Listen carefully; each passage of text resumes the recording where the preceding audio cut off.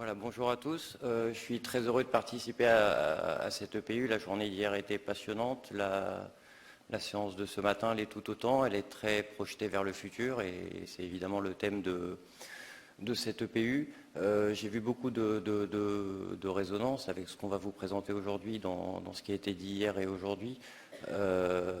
Et je remercie les organisateurs par rapport à ça d'avoir l'audace d'ouvrir ces sujets et notamment le professeur Venaille aussi qui a accepté de venir nous exposer les choses dans le cadre de la pratique médicale. Initialement, le sujet s'appelait téléaudiologie prothétique. Et assez rapidement, quand on s'est retrouvé confronté à ce sujet, on a décidé de plutôt appeler ça télésuivi prothétique, parce qu'effectivement, clairement, et vous allez le voir, c'est pas en remplacement de l'appareillage, mais c'est plutôt des compléments qui vont s'ajouter aux procédures qu'on applique habituellement à nos patients. On aperçoit à gauche une dame avec un smartphone. On a entendu hier qu'il y avait 6 milliards d'humains sur 7 qui avaient un smartphone. On avait pu voir il y a quelques années lors d'une conférence l'arrivée des smartphones dans les technologies d'aide auditive avec plusieurs rôles, notamment deux, on va dire. Un, récolter des données pour constituer les big data qu'on a pu évoquer hier, pour essayer d'enrichir l'expérience de l'utilisateur de l'aide auditive et d'essayer de prédire un petit peu ces situations de difficulté et apporter des solutions. Et l'autre chose, c'est la connexion au travers de l'Internet, qui a changé le monde bien des fois, qui nous permet aujourd'hui de nous connecter tout à fait naturellement et nativement aux aides auditives. On est dans la continuité, on est dans une branche de la télémédecine. On a beaucoup aujourd'hui d'accessoires connectés. On a parlé hier d'IoT, Internet of Things. C'est grâce à la démocratisation du smartphone, effectivement, y compris chez les personnes âgées. Je pense que vous êtes de plus en plus surpris de voir à quel point maintenant des personnes âgées vous sortent des S8, des S9, des iPhone 11 et la technologie est vraiment rentrée à leur niveau parce qu'ils ont bien compris que c'est un outil de communication important pour eux. On a pu avoir ces dernières années des déploiements massifs de la 3G et de la 4G et du coup on a pu effectivement intégrer des solutions de télémédecine diverses et variées. Je voulais présenter celle-là en un instant. C'est un système qui s'appelle Tie2Care où en fait cette société a prévu des additifs pour pouvoir, vous voyez un petit boîtier à gauche sur lequel on va pouvoir connecter un otoscope, une façon de pouvoir regarder dans la bouche, un système de pouls. Et après on a, donc c'est de la c'est de la médecine à la maison. Et effectivement la possibilité pour un médecin distant de pouvoir regarder ce qui se passe. C'est à l'étranger principalement que ça se propose. Mais l'aide auditive aujourd'hui, c'est un petit peu ça. On va pouvoir avoir un accès distant à l'aide auditive et certaines de ces fonctions, donc on est clairement dans le cadre des choses qui se passent autour de nous. Pour pouvoir faire de la télémédecine, on l'a vu, il faut un patient, il va falloir une application pour smartphone ou ordinateur, des interfaces de visio bidirectionnelles comme on en a parlé, la vidéotransmission. Et le patient voit et entend le praticien. En général, c'est effectivement l'approche synchrone. Et il peut y avoir des dispositifs distants médicaux que le praticien va pouvoir interroger, objet qui se trouve évidemment chez le patient. Le praticien, lui, a une organisation classique avec un ordinateur connecté avec de la visio. Plutôt penser à utiliser un casque parce que sinon il y a directement des problèmes d'écoute au niveau du patient et il faut une plateforme de mise en relation qui permet la prise en main du dispositif médical et l'accès aux données qu'il intègre. Alors dans l'aide auditive, le réglage distant, comme pour tout le monde, il dépendait du déploiement du haut débit, du déploiement des smartphones, etc. Ça fait une dizaine d'années qu'il y a des choses qui sont testées.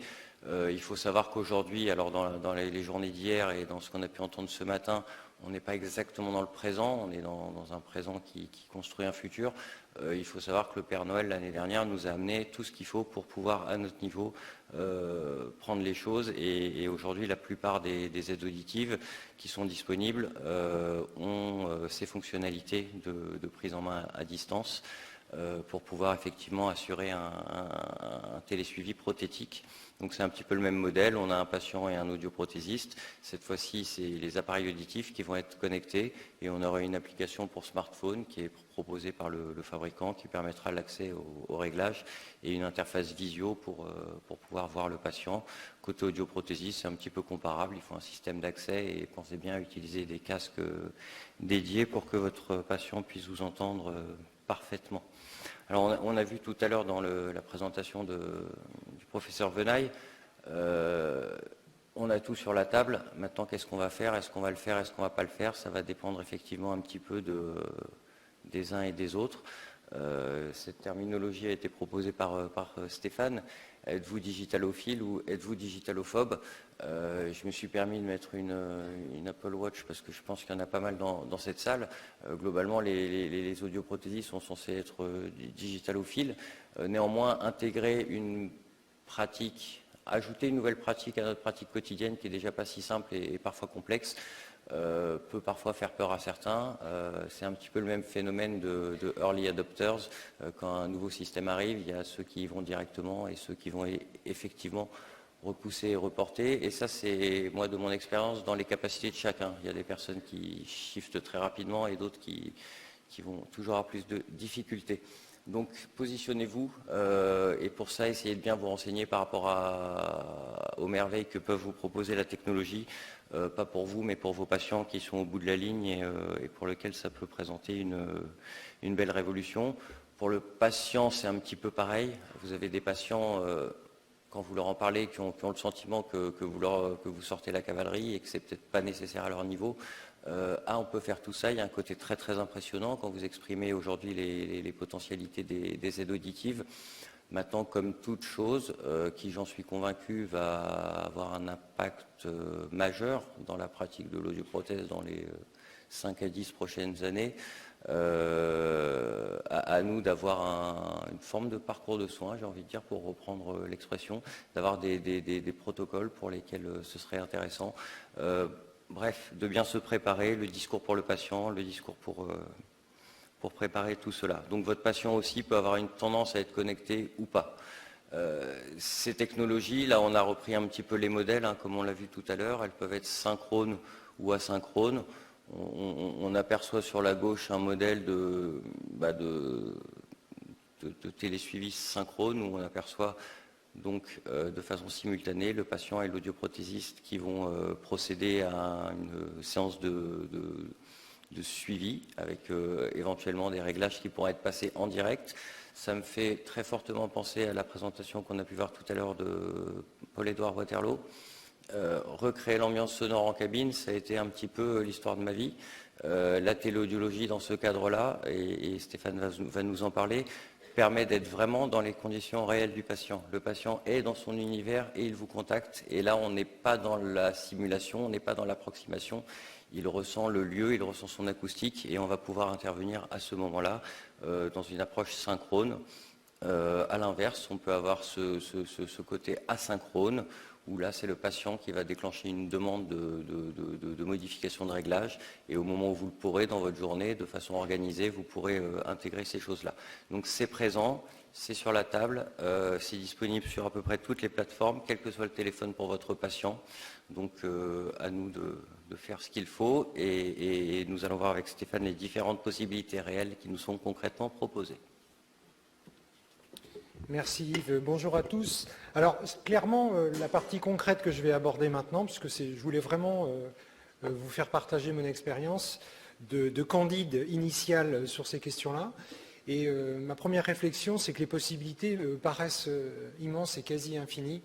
Et à vous nous interroger notamment sur les patients auxquels on réserve ces possibilités-là. Alors une question qui est souvent posée sur le réglage à distance, bien que ma réponse ne soit peut-être pas exhaustive, est-ce qu'on peut accéder à tous les paramètres de réglage?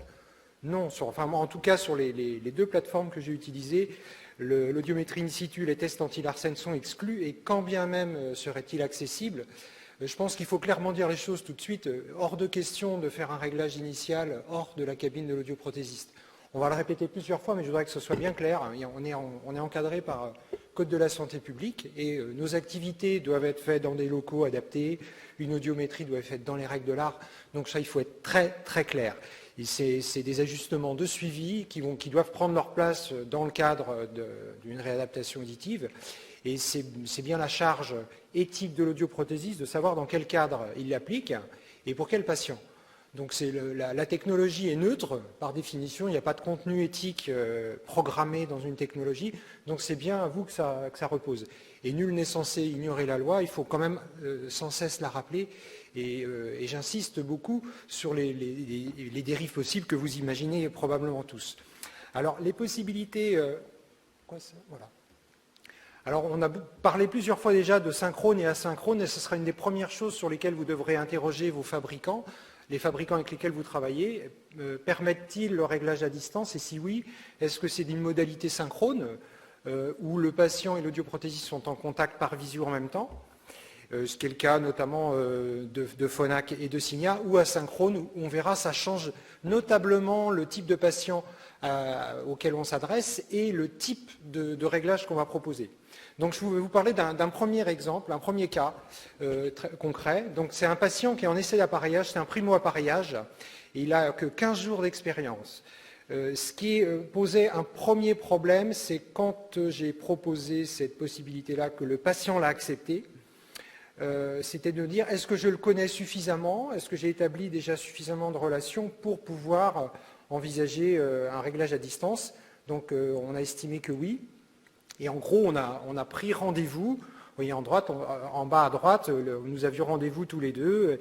Et la plainte de ce patient, c'était qu'il trouvait le son trop métallique, d'une banalité déconcertante pour un audioprothésiste.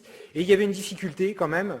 Et c'est ça qui était l'élément déclencheur, c'est que ce n'était pas juste une démonstration et pour vous faire plaisir aujourd'hui, pour avoir quelque chose à dire, c'est qu'il y avait une réelle justification, il y avait un empêchement, une difficulté réelle de déplacement pour des raisons personnelles à ce patient, et donc c'était une parfaite justification à un réglage à distance. Donc on s'est connecté, et j'insiste sur le fait qu'il y a eu réglage en direct et discussion.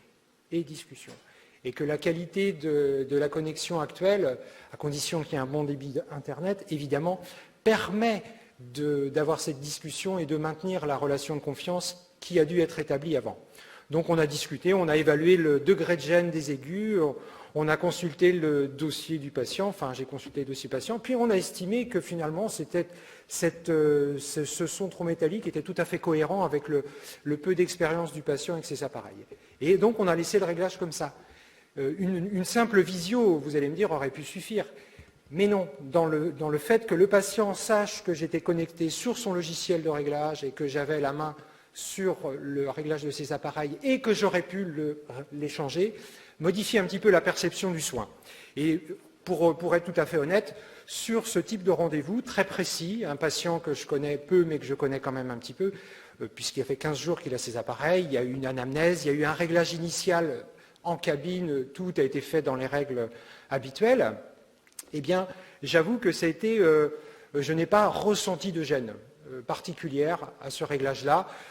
Le temps que ça m'a pris était à peu près le même, le temps qu'on valide la connexion Internet, qu'on s'assure que le patient est bien là au même moment. Par contre, lui, le patient a trouvé un confort important de se dire, juste pour ce rendez-vous-là, évidemment, on se revoit en présentiel dans 15 jours, mais juste sur ce rendez-vous-là, je ne pouvais pas, j'avais une difficulté à me déplacer. Le patient y a trouvé un confort très important. Un deuxième exemple, non, je crois que c'est le même. Non, c'est un deuxième exemple, pardon. Donc on a cette fois un patient qui est toujours en essai d'appareillage, une difficulté aussi de déplacement, ça revient souvent, une difficulté de déplacement, une contrainte qui génère l'intérêt d'avoir un réglage en distance. Et là, sur ce patient-là, qui est déjà un petit peu plus, je ne peux pas vous les décrire, mais un petit peu plus expérimenté, on a procédé à une validation visuelle de la mise en place. C'est une contrainte, c'est quelque chose qui me gênait. le patient n'est pas en face de moi, est-ce que les appareils sont bien mis? Est-ce que les écouteurs sont bien en place? Et est-ce qu'ils sont dégagés? Alors c'est un jeune patient qui est très très féru de technologie et pour qui ça ne pose pas de problème. Et c'est lui qui m'a proposé de mettre ses appareils en streaming audio avec son téléphone. En fait, il s'est diffusé de la musique en streaming dans ses appareils, dans l'appareil gauche, dans l'appareil droit. Et il m'a dit, non, la musique passe très bien dans mes deux appareils, donc on en déduit tous les deux que les écouteurs sont en bon état. Pas bête du tout comme dispositif pour valider cet aspect-là. Et ça a permis, en discutant en direct avec lui, à une opportunité d'augmenter légèrement le gain dans les hautes fréquences. Et là, le réglage a été modifié, validé en direct. Donc évidemment, j'insiste encore, c'est une modification de réglage autour d'un réglage initial qui a été fait en cabine, et puis on a refixé un rendez-vous 15 jours après. Alors une autre possibilité qui je crois, a été soulevée par Christian Canepa hier lors de la table ronde avec les fabricants. Donc là, c'est un patient qui est appareillé depuis plus de 6 mois, et ça fait plusieurs fois qu'il se plaint, et là je reboucle avec la conférence de Paul Édouard. Il se plaint régulièrement que quand il est à la cafétéria, son travail, le midi, il a des difficultés à comprendre ses collègues. Ce n'est pas satisfaisant dans cette situation-là. Et que quand je lui fais les tests dans le bruit dans ma cabine, il me dit « Ouais, mais c'est pas ce bruit-là, c'est pas la même ambiance. Chez vous, ça a l'air d'être bien, mais moi, quand je suis dans la cafétéria, c'est pas satisfaisant. » Alors la question, c'est est-ce que c'est pas satisfaisant et que ça ne peut pas l'être plus, ou est-ce qu'il y a une possibilité d'intervenir supplémentaire?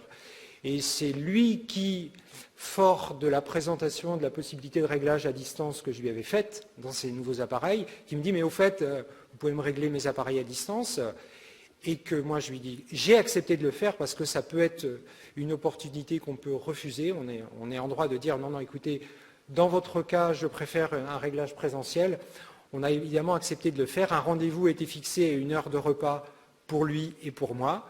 Mais seul lui mangeait, je précise, et on a fait le réglage en direct d'un programme bruit avec ses vrais collègues en face. Alors c'est une drôle d'expérience, j'avoue, et si sur ce patient-là qui avait tout à fait connaissance de ce qu'on pouvait faire, dans quel cadre, et que l'essentiel de son adaptation devait être fait en cabine, il m'est quand même venu une réflexion plus large, à partir de ce simple exemple, qu'il fallait maîtriser ce type de rendez-vous, à user avec modération. C'est Yves qui a rajouté en titre de la diapo SOS audio. Donc c'est une possibilité technique. La difficulté, ce n'est pas tellement de le faire, parce qu'on fait plus ou moins un réglage comme on peut le faire habituellement. C'est assez grisant parce que le patient est en situation réelle de difficulté.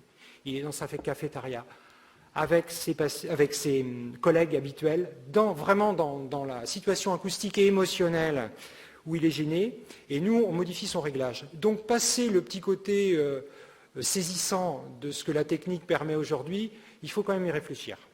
Il faut se méfier en poussant le levier à son extrême, de patients boulimiques de réglage qui vont vous demander un réglage à distance et pour j'écoute la télé dans le salon, pour j'écoute la télé dans la cuisine, et qui vous allez multiplier les connexions. Donc je force le trait, mais à peine. Et la réelle difficulté, là, c'est le positionnement qu'on va avoir face à ces possibilités techniques. Alors, le deuxième type de réglage à distance, c'est le réglage asynchrone. Donc, le patient va par exemple, émettre c'est un patient qui est en renouvellement. Cet exemple-là. Et lors du dernier rendez-vous, en présentiel, bien sûr, on a augmenté le gain de 6 décibels. C'est un patient qui veut avancer assez rapidement. Et puis, au bout de 2-3 jours, il s'est aperçu que c'était vraiment trop difficile et que 6 décibels, c'est de trop et qu'il ne veut pas utiliser le contrôle de volume à chaque fois. Et il voudrait remettre le réglage d'avant, tout simplement. Et ça l'agace fortement de devoir revenir uniquement pour ça. Il peut le faire, mais s'il a des contraintes, et donc on lui a précisé cette possibilité-là. Alors là, on est en asynchrone, on a un retour d'information, on a des notifications du patient émises depuis son smartphone qui nous disent « Non, c'est trop fort, je voudrais remettre le réglage d'avant ». Alors là, c'est pour le coup un patient qu'on connaît très très bien. Si on est en situation de renouvellement, il est en confiance. Et donc, on a simplement réenvoyé son réglage précédent qu'il charge dans ses appareils au moment où il le veut. La sensation de l'audioprothésiste est très différente. Là, il y a un gain de temps évident. On n'a pas redonné de rendez-vous, on n'a pas mobilisé la secrétaire, on n'a pas mobilisé un quart d'heure ou 20 minutes dans l'agenda. On a un patient qui est connu, la prise de risque est minime, et puis pour lui, c'est également un énorme bénéfice en termes de logistique et de déplacement pour un réglage extrêmement ciblé, vous en convenez.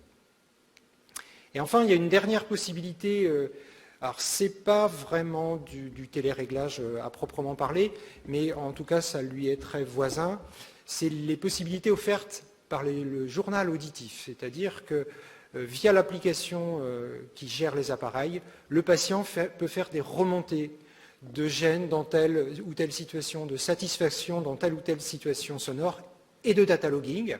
Donc régulièrement, le patient va envoyer une petite notification aimable ou pas à son audioprothésiste, c'est trop fort au restaurant, c'est trop métallique à la télé, et ces infos-là remontent vers un data logging amélioré et contextualisé.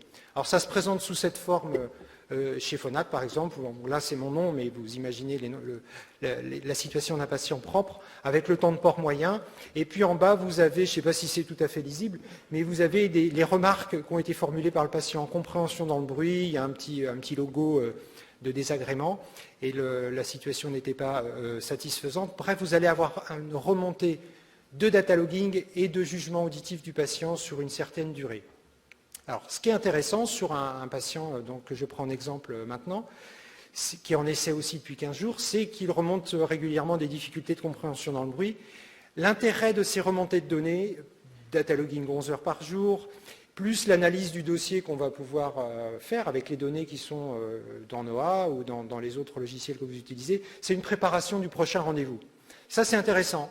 C'est une ouverture aussi qui me semble pertinente. On n'est pas dans la modification du réglage, mais on est dans une remontée d'informations en temps réel et pour préparer le réglage suivant. Alors, qu'en pensent les patients maintenant en général? Alors, les quelques cas que moi j'ai vus où c'était très encadré, ils ont trouvé tous que ponctuellement c'était intéressant et que ça entretenait la relation qu'on pouvait avoir établie avec eux. Mais ils sont ravis de revenir en présentiel. Alors, je vous présente une petite étude qui a été faite déjà il y a quelques années, mais qui montrait que l'amélioration de l'e-audiologie, enfin, du réglage à distance au niveau de l'accessibilité était très très nette, et que par contre, dans la qualité de la relation, il y avait une légère dégradation. Évidemment, ça ne remplace en rien le réglage présentiel, je le répète une énième fois. Et pour autant, on va certainement s'acheminer dans les années à venir vers une demande, notamment là, sur cette diapo de chez Phonak, ils mettent en exergue la réponse que ça pourrait apporter pour les adolescents, mais pas seulement. Vous serez surpris quand vous présenterez ces possibilités-là à certains de vos patients, même retraités, du retour qu'ils pourront en faire. Alors, je voulais parler rapidement pour Alexandre Gaud de l'implant. J'en dirais juste un mot très très bref. C'est que finalement, dans l'implant, où c'est utilisé depuis pas mal d'années, et Frédéric Venaille en a parlé aussi un petit peu, l'émergence du réglage à distance, sa justification, c'est quand il y a des contraintes. Ce n'est pas la norme, mais quand il y a des contraintes géographiques, soit de grande distance ou des infrastructures routières, je pense à la Roumanie aussi, où ils utilisent beaucoup le réglage à distance, oui. Sinon, évidemment, la norme reste le réglage en présentiel. Voilà, et demain, enfin, juste un petit accent encore, Yves, si tu me permets, une minute avant de parler de demain, parce que c'est vrai qu'on a eu beaucoup de PU et de discussions sur le futur de l'audioprothèse, c'était l'année dernière d'ailleurs, je crois. Et ce dont je viens de vous parler, c'est maintenant, quoi, ou alors demain, après-demain, c'est-à-dire lundi qui vient. Donc vous pouvez déjà réfléchir à tout ça et vous documenter, mais surtout y réfléchir pour savoir comment vous allez vous positionner.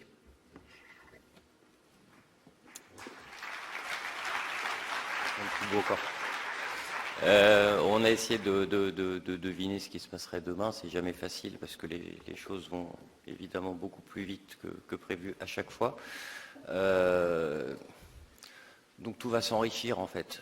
Les connectivités vont être plus rapides et sans latence, hein. C'est ce qu'on attend de la 5G qui va bientôt nous arriver en France et qui va se déployer dans les prochaines années, y compris chez nos patients. Je pense que vous êtes surpris comme moi par le saut technologique que sont capables de faire vos patients aujourd'hui grâce au progrès des technologies auditives qui ont atteint un degré de maturité suffisant pour être suffisamment fiable, suffisamment accessible, suffisamment pratique pour qu'une personne quelconque, de l'enfant à la personne très âgée, puisse intégrer ces choses. Je suis toujours heureux aujourd'hui d'entendre une dame de 78 ans me dire qu'elle passe ses coups de fil pendant qu'elle étend son linge ou qu'elle fait sa cuisine et que sa petite fille arrive et la regarde de façon un peu étonnée par effectivement ces facilités qu'on a aujourd'hui à communiquer au téléphone au travers de nos aides auditives. Donc à nous de savoir et aux fabricants de savoir livrer des solutions qui sont assez simples, assez accessibles pour pouvoir proposer effectivement ce genre de système. On a parlé de connectivité, oui, elle doit être accessible. C'est vrai qu'en général, les gens sont connectés à leur Wi-Fi, pas tous évidemment, mais c'est pas forcément évident. Des gens vivent sur leur réseau cellulaire, dans leur maison, il y a des fois pas forcément de réseau. C'est quelque chose qui est extrêmement important et qui sera réglé évidemment avec l'arrivée des nouvelles technologies type 5G qui réduiront complètement les latences, hein. On sera dans l'ordre en dessous de la milliseconde, quand là on est en plusieurs dizaines de millisecondes pour connecter deux systèmes distants. Et c'est ça qui va permettre d'accéder à de la téléchirurgie, aux véhicules autonomes, etc., etc. C'est pas forcément pour regarder une vidéo qu'on va télécharger un petit peu plus vite. On a vu hier que ce smartphone qui est entre les mains de nos patients est un agrégateur de données sans comparaison. Il recueille des données de tout type et pose des questions aux utilisateurs maintenant au travers d'applications, ce qui permet de constituer au travers de serveurs distants ce qu'on appelle des data des données, des mégadonnées qui vont intégrer des serveurs et qui après vont être traitées. La procédure de data, je ne vais pas reparler de ça, mais en gros c'est collect, organize, activate. D'abord, il y a une phase de récolte de données massives, autant qu'il en faut. Puis après, il y a de l'organisation au sein de ces données, du tag où chaque donnée va être définie. Et après, effectivement, activate, c'est les fonctions qui vont redescendre sur l'utilisateur final. Donc on peut supposer, quand on voit des systèmes type Videx qui maintenant font effectivement de la collecte massive de données dans le cloud, qu'on va pouvoir anticiper et prévoir les actions qu'il faudra appliquer sur l'aide auditive. On a entendu tout à l'heure son trop métallique. Il y a combien de façons de gérer un son trop métallique? 2, 3, 4, 5, 8. Il n'y en a pas de 2000. Les algorithmes seront probablement capables de prédire, de proposer des choses. Il faudra que l'audio reste évidemment maître de ça. Maintenant, je pense qu'on est bien loin d'imaginer ce qui arrivera demain. Effectivement, on a bien dit que c'était un objet de complément de suivi. Ça veut dire qu'effectivement, dans le cadre de mon suivi prothétique ou de ma période d'adaptation, ça permet de répondre à des demandes ponctuelles. Effectivement, plutôt que quelqu'un vienne pour vous dire « tiens, remets-moi le réglage d'hier », c'est vrai qu'il est assez opportun de pouvoir le proposer de ce genre de façon, car c'est sans risque. Néanmoins, la phase d'adaptation, elle dure le temps qu'elle dure, car elle a pour but d'accompagner le patient et de faire qu'il intègre progressivement les choses qu'il a perdues. La plasticité cérébrale doit se remettre en place. On ne peut pas éviter la phase d'adaptation. Et c'est vrai qu'on peut craindre pendant la phase d'adaptation que ce téléréglage soit un peu contre-productif. Moi, je suis bien content de ne pas avoir mon patient 2 ou 3 jours après lui avoir mis l'aide auditive parce que je sais qu'il y a plein de choses qui le perturbent, qui le chamboulent. Et le fait qu'il n'ait pas accès fait qu'il patiente et que la plasticité cérébrale et l'habitude fait que les choses rentrent peu à peu. Et vous avez tous vu qu'une semaine ou deux après, le discours est extrêmement différent des premières minutes. Donc il ne faut pas sauter sur cette solution-là non plus dans ces cas-là. C'est vous qui restez maître du système et il faut savoir l'utiliser avec intelligence. Les premières fois qu'on va utiliser ça, c'est peut-être un petit peu stressant, donc ça doit bien se préparer. Au niveau de l'accessibilité, j'ai envie de dire, il y a des patients qui poussent la porte, il y a des patients qui passent le téléphone, qui passent par le téléphone, et ben là on aura un nouveau canal de patients qui passeront par notre plateforme de logiciels et qui seront effectivement sur des rendez-vous dédiés de façon tout à fait comparable. Il faut savoir les intégrer dans notre pratique, c'est pas évident. Il faut bien voir avec vos fabricants fétiches effectivement les possibilités qui sont proposées parmi les 3 qu'on a pu aborder tout à l'heure, le synchrone, l'asynchrone ou le recueil de données via un journal auditif. Et peut-être que vous pouvez effectivement montrer avec un patient que vous connaissez, déjà d'une pièce à l'autre dans votre laboratoire, lui faire une petite présentation sur place pour qu'il puisse voir effectivement que c'est simple et facile, pour qu'après il puisse le reproduire à la maison. Il est impératif, puisqu'on est sous visio, de s'entraîner, d'être bien vu, d'avoir bien le visage si possible au milieu, de ne pas être en mode on voit ma bouche et mon cou, et de tester la façon de parler, l'élocution, etc. C'est des choses qui sont extrêmement importantes. Et comme je le disais tout à l'heure, la possibilité d'utiliser un casque avec un micro à proximité de la bouche pour éviter le fait que le son soit dénaturé quand il arrive au niveau du patient. Il y a une chose que je voulais te demander, il pourrait être intéressant de parler en streaming directement à nos patients pour tester l'intégrité des écouteurs. C'est des choses qui ne sont pas possibles aujourd'hui. Et ta communication dans le bruit avec ce patient, elle n'était pas difficile au travers de son téléphone, dans une cafétéria Donc il y a des choses qu'il faut savoir prévoir, parce qu'effectivement on peut se retrouver dans des situations trop complexes où le patient finalement ne va pas vous entendre et on va se retrouver avec une forme de catastrophe non contrôlée qui va nuire à la prise en charge globale de l'aide auditive. Choisissez vos patients, présentez-leur les choses, ne forcez pas la main, il faut que la demande vienne d'eux aussi. Et évidemment, à votre niveau, il faut que tout soit clair, de la connexion Internet qui doit être stable chez vous, chez eux, l'utilisation pour des cas spécifiques que vous saurez enrichir et élargir au fur et à mesure. Et effectivement, comme le patient il est loin et qu'on est connecté à ses appareils et qu'on tripote, il ne sait pas exactement ce qui se passe. Il peut y avoir des périodes où on ne va pas s'exprimer pendant 1 minute ou 2. Il ne faut pas en permanence dire ce qu'on fait, ce qui se passe, réintégrer les problématiques et expliquer les solutions qu'on propose pour faire qu'il n'y ait pas de difficultés. C'est un outil de plus dans notre panoplie, ça ne remplacera rien. Néanmoins, on a tous été confrontés à des cas où le patient est distant et on sait qu'on pourrait le régler de cette façon-là, parce que c'est des points qui ne sont pas forcément significatifs quand on connaît vraiment les patients. Maintenant, effectivement, comme on l'a dit au début et comme on le redit maintenant, la loi est la loi, l'activité d'audioprothèse se pratique dans un local normalisé.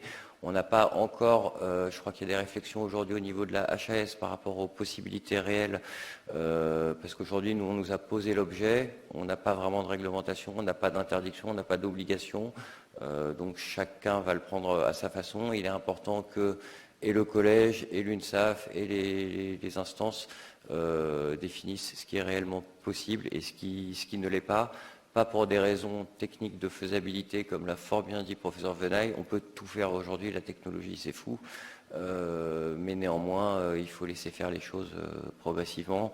Peut-être qu'un jour la télémédecine s'ouvrira un petit peu plus quand on entend effectivement ce problème d'avenant numéro 6, et de l'autre côté on voit effectivement des plateformes qui se développent. Je pense qu'il faut prendre ces choses-là de façon progressive pour ne pas se faire manger, et peut-être qu'effectivement dans 2 ans, 5 ans, 10 ans, les lois deviendront plus souples, plus ouvertes, parce qu'on sera au bon moment pour pouvoir proposer ce genre de choses. On a une belle responsabilité à ce niveau-là.